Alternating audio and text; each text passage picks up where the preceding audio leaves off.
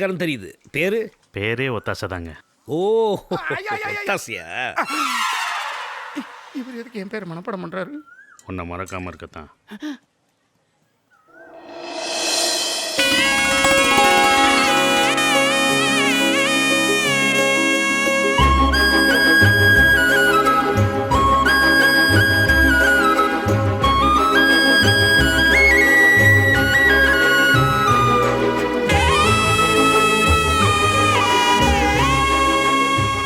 Masala masala.